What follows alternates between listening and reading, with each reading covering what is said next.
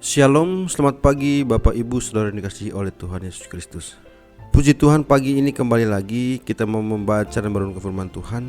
Saya mengajak Bapak Ibu, mari kita berdoa terlebih dahulu. Mari kita berdoa. Terima kasih Bapak yang baik, kami bersyukur sepanjang malam hingga pada pagi hari ini kami bisa bangun tidur kembali. Itu semua bukan karena kuat dan hebat kami, melainkan karena kasih Tuhan. Dan pada pagi hari ini ada kesempatan yang sangat luar biasa. Kami mau membaca dan merenungkan firman-Mu. Tolong Bapak buka hati dan pikiran kami, supaya firman yang kami renungkan kami dapat mengaplikasikan dalam hidup kami. Terima kasih Bapak, kami sambut firman-Mu penuh dengan ucapan syukur. Haleluya, amin. Yeremia pasal 2 ayat yang ke-13. Sebab 2 kali umatku berbuat jahat, mereka meninggalkan aku, sumber air yang hidup, untuk menggali kolam bagi mereka sendiri, yakni kolam yang bocor, yang tidak dapat menahan air. Tema yang akan kita renungkan bersama yaitu Allah sumber kehidupan. Bapak Ibu Saudara yang dikasihi oleh Tuhan Yesus Kristus, Yeremia pasal 2 ayat 13 adalah salah satu teguran Tuhan yang paling puitis sekaligus menyayat hati.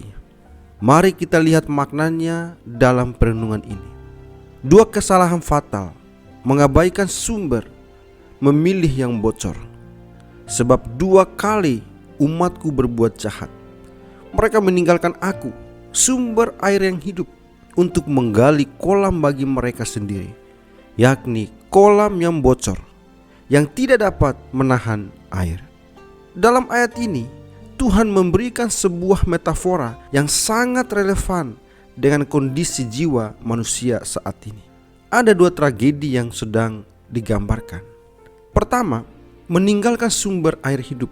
Tuhan menyebut dirinya sebagai sumber air yang hidup. Air yang hidup dalam konteks Alkitab adalah air yang mengalir, segar, dan terus-menerus tersedia. Ia adalah sumber yang tidak perlu kita usahakan keberadaannya. Kita hanya perlu datang dan minum. Seringkali kita merasa Tuhan terlalu lambat atau caranya terlalu membosankan, sehingga kita mulai menjauh dan mencari alternatif lain. Yang kedua, menggali kolam yang bocor. Tragedi kedua adalah ketika kita mulai menggali kolam sendiri. Menggali itu melelahkan. Ini melambangkan usaha manusia untuk mencari kebahagiaan, keamanan, dan harga diri di luar Tuhan, seperti karir, pengakuan orang lain, atau harta. Masalahnya, hasil kerja keras kita itu disebut Tuhan sebagai kolam yang bocor. Sekeras apapun kita mencoba mengisinya, ia tidak akan pernah penuh.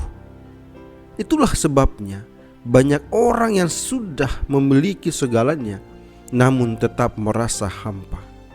Renungan untuk kita: apa hal yang sedang kita usahakan mati-matian saat ini demi mendapatkan rasa tenang? Jika hal itu bukan Tuhan, ingatlah bahwa itu adalah kolam yang bocor. Berhenti lelah sendiri, mengandalkan kekuatan sendiri, hanya akan membawa kita pada kelelahan spiritual. Kembali ke sumber. Sumber itu tidak pernah kering. Tuhan tidak meminta kita menggali untuk menemukannya. Dia hanya meminta kita kembali kepadanya. Bapak Ibu Saudara yang dikasihi oleh Tuhan Yesus Kristus, kehidupan orang percaya dengan Tuhannya diumpamakan seperti pohon yang terhubung dengan sumber air. Tanaman atau pohon akan mati, tidak bisa hidup, dan bertumbuh tanpa air akan menjadi kering, gersang, lalu mati. Begitu pula kehidupan orang percaya yang sangat tergantung sepenuhnya kepada Tuhan, karena Dia adalah sumber air hidup itu sendiri. Dalam kondisi sulit apapun, jangan pernah tinggalkan Tuhan seperti yang dilakukan oleh bangsa Israel. Apa yang diperbuat oleh bangsa Israel ini sangat mengecewakan dan melukai hati Tuhan. Seperti tertulis dalam Yeremia 2 ayat 11.